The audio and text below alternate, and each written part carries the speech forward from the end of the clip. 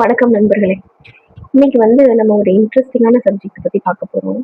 என்ன அப்படின்னா, மாற்றுக் கட்சியினர் இணையும் விழா அப்படின்னு ஒண்ணு எடுத்திருக்காங்க. தாவேக்கா சார்பா மதுராந்தகத்துல நடந்திருக்கு. இது என்னன்னா, மத்த கட்சியில இருந்து கொஞ்சம் பேர் தாவேக்கால சேர்ந்திருக்காங்க. ஆனா அந்த கட்சிக்காரங்க யாருன்னு தாங்க இது நான் தேடிட்டு இருக்கேன் நானு.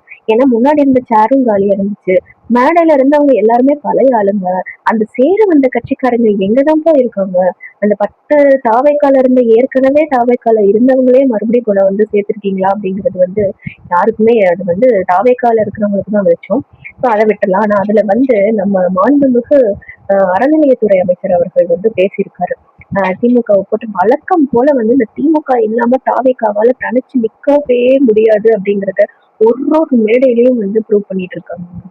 திமுகன்ற ஒரு வார்த்தை இல்லாம, திமுகவை சாடி பேசாம, திமுகவை வறுத்தெடுக்காம, திமுக திமுக திமுக இது இல்லாம அவங்களால அரசியலே பண்ண முடியாது அப்படிங்கறத மேடைக்கு மேடை ப்ரூவ் பண்ணிட்டு இருக்காங்க. எங்க கட்சியில சேர்றாங்க அப்படின்னா என்ன பேசணும், வரவேற்று பேசணும். எங்க கட்சி கொள்கைகள் இதெல்லாம் அவங்களை ஈர்த்திருக்கு.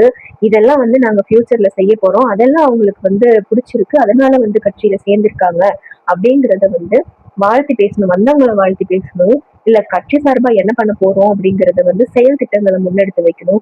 எல்லா மேடையிலும் எதுக்குங்க அந்த திமுக உள்ளர வருது? எனக்கு புரியவே இல்லை. சரி, அது ஒரு பக்கம் இருக்கட்டும். இவர் என்ன பேசியிருக்காரு அப்படின்னா, திமுக இப்பயே அழுகுது, ஒரு மாசத்துலயே அழ ஆரம்பிச்சிட்டாங்க. எதுக்கு எல்லா இடத்துலயும் கதறாங்க திமுக? அது மட்டும் இல்லாம உதயநிதி ஸ்டாலின் என்ன பண்ணிட்டாரு? என்ன போராட்டத்துல கலந்துட்டாரு?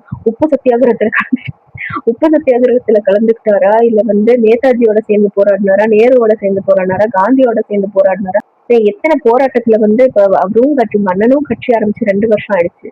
எத்தனை போராட்டத்துல கலந்துக்கிட்டாரு? எத்தனை பொதுவான விஷயத்த திமுகவை விட்டுட்டு பொதுவான விஷயம் எத்தனை பேசியிருக்காரு? எத்தனை மேடையில எத்தனை விஷயம், எத்தனை பொதுவான விஷயம் திமுகவை விட்டுட்டு பேசியிருக்காரு? எதுவுமே கிடையாது. எல்லா மேடையிலயும் திமுக எதிர்ப்பு, திமுக எதிர்ப்பு. வாங்க நாங்க கொள்கை பேச தயார், எங்க கொள்கை தலைவர்களை பத்தி பேச தயார், அம்பேத்கர் பத்தி பேச தயார், பெரியார் பத்தி பேச தயார், வேலு நாச்சியார் அவர்களை பத்தி பேச தயார். இந்த மாதிரி சொல்றீங்க. பேசுங்கன்னா நாங்களும் சொல்றோம், பேசுங்கன்னு தான் சொல்றோம். யாரும் உங்களை உங்க கொள்கை தலைவர்களை பத்தி பேச வேண்டாம்னு யாருமே சொல்லலையே. ஏன் பேசுறீங்கன்னு கேள்வி கேட்கறாங்களா? இல்லையே. இத்தனால எல்லாரும் சொல்லிட்டு இருக்கிறது அதுதான். தாவேக்கா தன்னோட கொள்கையை எங்கேயாவது பேசுங்கன்னு தாங்க நாங்க கேட்டுட்டு இருக்கோம். பேசுங்க. திமுக விட்டுட்டு உங்க அரசியலை கொஞ்சம் பேசுங்க. திமுக விட்டுட்டு உங்க கொள்கையை கொஞ்சம் பேசுங்க. திமுகவை விட்டுட்டு உங்க செயல் திட்டங்களை பத்தி பேசுங்க. அதுதாங்க நாங்களும் சொல்லிட்டு இருக்கோம். நீ கொள்கை தலைவர் பத்தி பேசுங்க. யாருங்க தடுக்கிறா? யாருமே தடுக்கல. வாங்க பேசி பாத்துக்கலாமா, ஒரே மேடையில பேசி பாத்துக்கலாமா அப்படின்ட்டு மேடை மேல நின்று அமைச்சர் வீராவேசமா பேசுறதெல்லாம் ஓகேதான். ஆனா உங்க தலைவர் இன்னும் ஒரு பிரஸ் மீட் அரேஞ்ச் பண்ணல. எப்படி ஒரு பிரஸ் மீட் கூட அரேஞ்ச் பண்ணல உங்க தலைவர். இன்னும் சிஎம்மா பொறுப்பெடுத்து 1 மாச காலத்துக்கு மேல ஆகுது. இன்னும் ஒரு பிரஸ் மீட் கூட அரேஞ்ச் பண்ணாத ஒரே முதல்வரை இப்ப தமிழ்நாடு பார்த்துட்டு இருக்குங்க. பிரஸ் சந்திக்க பயப்படுறாரு. நீங்க என்னடா மேடை மேல நின்றுட்டு உதயநிதியை தெரியுமா, ஸ்டாலின் அவர்களை தெரியுமான்ட்டு நீங்க வீராவேசமா பேசி என்னங்க பிரயோஜனம்? உங்க தலைவர் எல்லாருக்கும் முன்னாடி நின்று தலைமை பண்பை எடுத்துக்கிட்டு அவரு முன்னாடி நின்று நாங்க இதெல்லாம் செய்ய போறோம் அப்படின்ட்டு சொல்லுங்க, செய்யுங்க. உங்களை யாருமே தடுக்கலங்க. யாரும் தடுக்கிற மாதிரியே நின்று வீராவேசமா பேசிட்டு இருக்கீங்க. அதான் எனக்கு இது தாவேக்கா மேடையை எனக்கு புரியாத ஒரு பேச்சு மேடையா இருக்கு.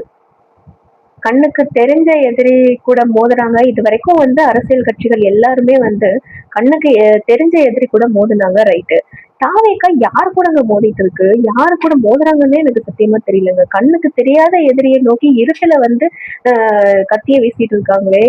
யாரு முன்னாடி நிக்கிறா? உங்களை யாரு எதிர்க்கிறா? உங்களை யாரு தடுக்கிறா? யாருமே எதுவுமே சொல்லல. எலெக்ஷனுக்கு முன்னாடி யாரும் எதுவும் சொல்லல, எலெக்ஷனுக்கு அப்புறமும் யாரும் எதுவும் சொல்லல. நீங்க பாட்டுக்கு ஆட்சி பண்ணுங்கன்னு விட்டாச்சு. எல்லா அதிகாரமும் உங்க கையில தான் இருக்கு. ஆனா நீங்க முன்வர மாட்டோம்னு படுத்த லிட்டரலா தூங்கிட்டு இருக்கிறீங்க. தேவையில்லாததை ஹைப் பண்ணி விட்டுட்டு இருக்கிறீங்க. வண்டி ஓட்டுறது, சோறு திங்கிறதுன்ட்டு இதை எல்லாத்தையும் ஹைப் பண்ணிட்டு இருக்கீங்க. அதெல்லாம் தேவையான்னு எனக்கு தெரியல. சரி, நம்ம இப்போ மேட்டருக்குள்ள வருவோம். அவர் கேக்குறாரு, உதயநிதி எத்தனை போராட்டத்துல கலந்துட்டு இருக்கிறாரு, அவருக்கு என்ன தகுதி இருக்கு துணை முதல்வர் ஆகிறதுக்கு, இல்ல அவருக்கு என்ன தகுதி இருக்கு? இந்த மாதிரி எந்த ஒரு போராட்டத்திலயுமே கலந்துக்காத ஒரு தலைவர் எங்க தலைவர் கோடிக்கணக்குல உச்ச சம்பளத்தை விட்டுட்டு வந்த எங்க தலைவரை பார்த்து கேள்வி கேட்கறதுக்கு உனக்கு என்ன தகுதி இருக்கு அப்படின்னு ஒரு கேள்வியை எழுப்பியிருக்காரு. சரி நம்மளும் வந்து ஒரு ஆராய்ச்சிக்குள்ள போலாம் அப்படின்ட்டு வந்து நான் யோசனை பண்ணேன். ஸோ நம்ம அண்ணன் என்னென்ன பண்ணியிருக்காரு, சினிமாலயும் சரி, அரசியல்லயும் சரி, உதயநிதி என்னென்ன பண்ணியிருக்காரு அப்படிங்கிறத வந்து நம்ம பார்க்கலாம். ஃபர்ஸ்ட் நம்ம அண்ணனை பத்தி பேசலாங்க. ரொம்ப இன்ட்ரெஸ்டிங்கா இருக்கு. அவர் சினிமால பண்ண காரியத்தை எல்லாம் வந்து படிச்சு பார்த்து எனக்கு வந்து புல்லரிச்சு போச்சு. ரொம்ப இன்ட்ரெஸ்டிங்கா இருக்கு, பயங்கரமா. அங்க தெரிஞ்சுக்கலாமா? இப்ப வந்து நம்மளுக்கு 90s கிட்ஸ்க்கும் சரி, ஜென்சிஸ்க்கு முன்னாடி இருக்கக்கூடிய ஏர்லி 2K கிட்ஸுக்கும் சரி, நம்மளுக்கு தெரிஞ்ச டாப் மோஸ்ட் ஆக்டர்ஸ் வந்து ரஜினி, கமல், அஜித், விஜய், இந்த மாதிரி இவங்களுக்குள்ளதான் வந்து எப்பயுமே போட்டி இருக்க மாதிரி போயிட்டு இருக்கும். அதுக்கப்புறம் வந்தவங்க தான் வந்து மற்ற ஆக்டர்ஸ் எல்லாருமே. ஸோ வந்து இவங்களுக்குள்ள ஒரு கம்பேரிட்டிவ் ஸ்டடி பண்ணி பார்க்கலாம் அப்படின்னு நான் நினைச்சேன். அதுல வந்து அஜித் சார் என்ன பண்ணிட்டு இருக்காரு அப்படிங்கிறது வந்து நம்ம எல்லாருக்குமே தெரியும். இப்ப ரேசிங் போயிட்டு இருக்காரு, இந்தியாக்காக ஸ்டாண்ட் பண்ணிட்டு இருக்காரு. இந்தியாவோட இதை வந்து ரேசிங் கம்யூனிட்டியில கொண்டு போய் சேர்த்துட்டு இருக்காரு அப்படிங்கிறது ஹீஸ் அன் ஓப்பன் புக். அதனால வந்து அவரை பத்தி டிஸ்கஷன் இங்க தேவையில்லை. அடுத்த லிஸ்ட்ல இருக்கிறது Rajini sir, Kamal sir, Vijay. So Rajini sir வந்து என்ன பண்ணியிருக்காரு, நான் வந்து சினிமால அவங்க கொடுத்துருக்கக்கூடிய டெக்னாலஜிக்கல் புதுமையான டெக்னாலஜிக்கல் விஷயங்களை பத்தி நான் வந்து டெக்னாலஜி மட்டும் நான் பேசலான்னு இருக்கேங்க. ஏன்னா டெக்னாலஜி பத்தி மட்டும் பேசினாவே வந்து நிறைய இருக்கு. ஸோ ஃபர்ஸ்ட் வந்து ரஜினி அவர்கள் வந்து டெக்னாலஜிக்கலா செஞ்சது ரொம்ப கம்மினாலும் மோஷன் கேப்சர், அதே மாதிரி வந்து எந்திரன்ல வந்து அவர் பண்ண சில டெக்னாலஜிக்கல் ஆஸ்பெக்ட்ஸ், அதே மாதிரி அவரோட ஸ்டைலு, கோச்சடையான்ல வந்து நம்மளுக்கு தெரியும் அது வந்து மோஷன் கேப்சர், அண்ட் எந்திரன்ல வந்து அவர் பண்ணது அனிமேட்ரானிக்ஸ் அப்படின்ட்டு வந்து அனிமேஷனையும் எலக்ட்ரானிக்ஸையும் கலந்து அனிமேட்ரானிக்ஸ் அப்படிங்கிற ஒரு புது விஷயத்த பயனியர் பண்ணியிருக்காரு. ஸோ இது வந்து ஒரு டெக்னாலஜிக்கலா செஞ்சது. ஸோ இந்த மாதிரி விஷயத்துல வந்து நம்மளுக்கு ரஜினி அப்படிங்கிறது தெரியாம அந்த ரோபோ அப்படிங்கிறது தெரியும். அதே மாதிரி கோச்சடையான்ல வந்து அந்த அனிமே கேரக்டர் தான் நம்ம கண் முன்னாடி வந்துட்டு போகும். ஸோ இதெல்லாம் வந்து ரஜினி சார் செஞ்ச டெக்னாலஜிக்கல் விஷயங்கள். கம்மிங் டு கமல் சார், அப்பா what a man he is அப்படிங்கிற மாதிரி he is really under rated actor அப்படின்னு தான் நான் சொல்லணும். ஏன்னா வந்து இங்க பாருங்க, ப்ராஸ்தட்டிக் மேக்கப்ல வந்து அவைஷன் மூவில, அதுக்கப்புறம் தசவதாரத்துல, இந்த மாதிரி ஒரு ஃபுல் நீல மூவி வந்து ஹிட்ட ப்ராஸ்தட்டிக் மேக்கப். அடுத்தது வந்து அன்கன்வென்ஷனல் ஸ்டோரி டெல்லிங். அதே மாதிரி வழக்கமான சினிமா இல்லாம மாற்று சினிமா அப்படின்னு சொல்றது அன்கன்வென்ஷனல் ஸ்டோரி டெல்லிங். அதுல வந்து டயலாக் பேசும் படம் அப்படின்னு சொல்லிட்டு டயலாகே இல்லாத ஒரு படம். அப்புறமே லைவ் சிங்க் சவுண்ட்.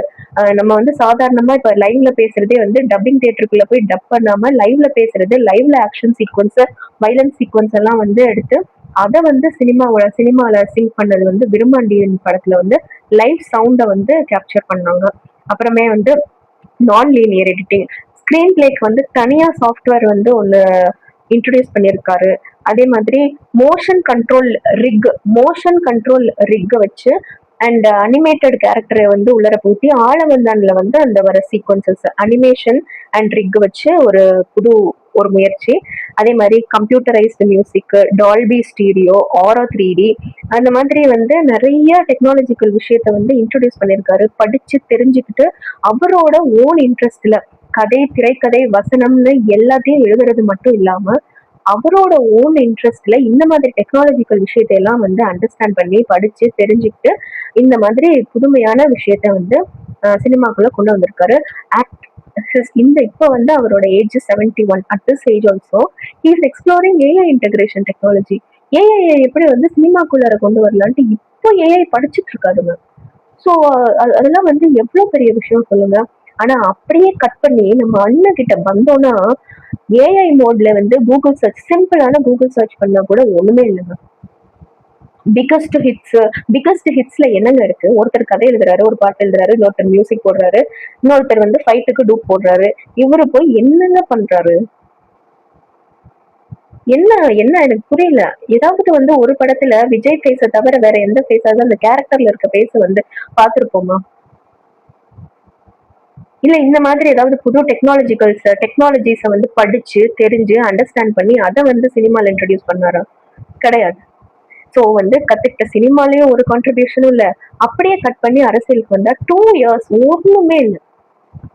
ஜஸ்ட் வந்து ஒரு 4-5 பொதுவான பொதுக்கூட்டத்தை வந்து போட்டிருக்காரு. அந்தந்த ஊருக்கும் வந்து போய் மக்களை பார்க்கல.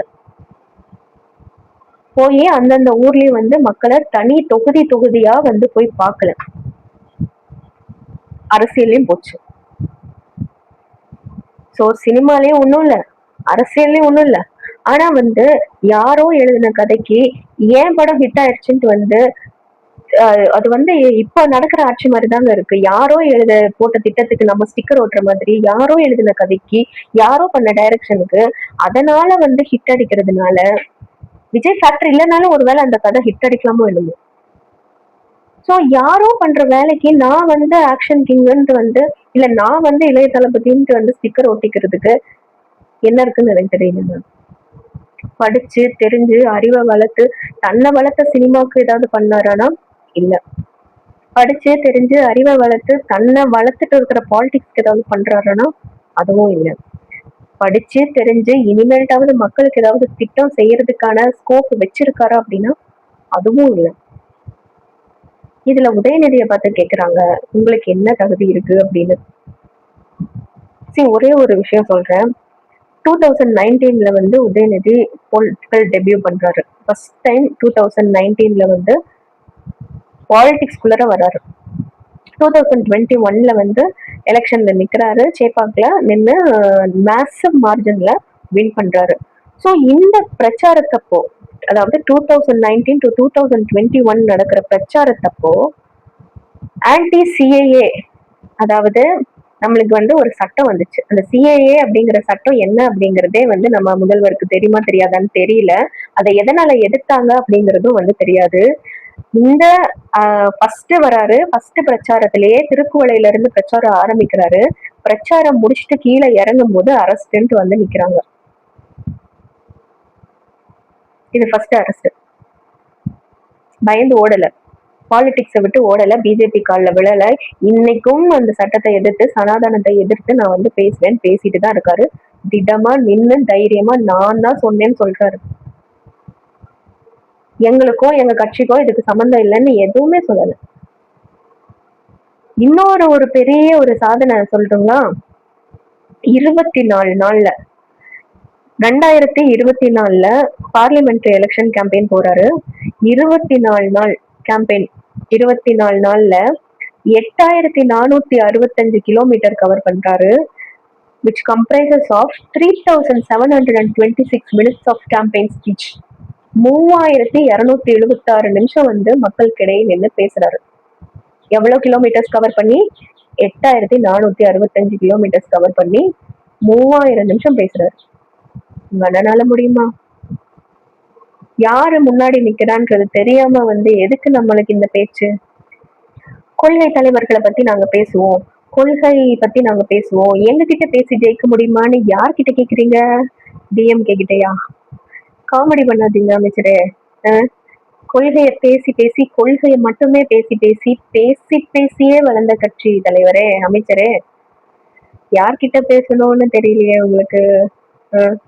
அதுவும் வந்து அடித்தட்டு மக்களுக்கு இந்த மாதிரி வேற எந்த கட்சியிலயாவது ஆப்பர்ச்சுனிட்டி கிடைக்குமா, வாய்ப்பு கிடைக்குமா அப்படின்னு கேக்குறீங்க. எந்த கட்சியை பார்த்து? திமுகவை பார்த்து. நீங்க போற இடத்துல எல்லாம் வந்து இந்த துண்டை இறக்கு, இந்த கையை கட்டி, இப்படி அமைச்சர்கிட்ட இப்படி எல்லாம் பேசக்கூடாதுன்னு ஒரு கட்சிக்காரங்க பேசிட்டு இருக்காங்களே, அந்த மாதிரி கட்சி நினைச்சிட்டு இருக்கீங்களா? இப்ப கூட பக்கமா வந்து ஏதோ ஒரு இளநீ விற்கிற ஒரு அம்மா வந்து உங்களுக்கு ஜூஸ் கொடுக்க வரும்போது தோல்ல இருக்கிற துண்டை இறக்கு அப்படின்னு சொல்லி வந்து ஒரு கமெண்ட் அடிச்சு ஒரு ரீல் வந்துச்சே, அந்த மாதிரி கட்சி நினைச்சிட்டு இருக்கீங்களா? பேசி பேசியே வளர்க்கப்பட்ட கழகம் அமைச்சரே.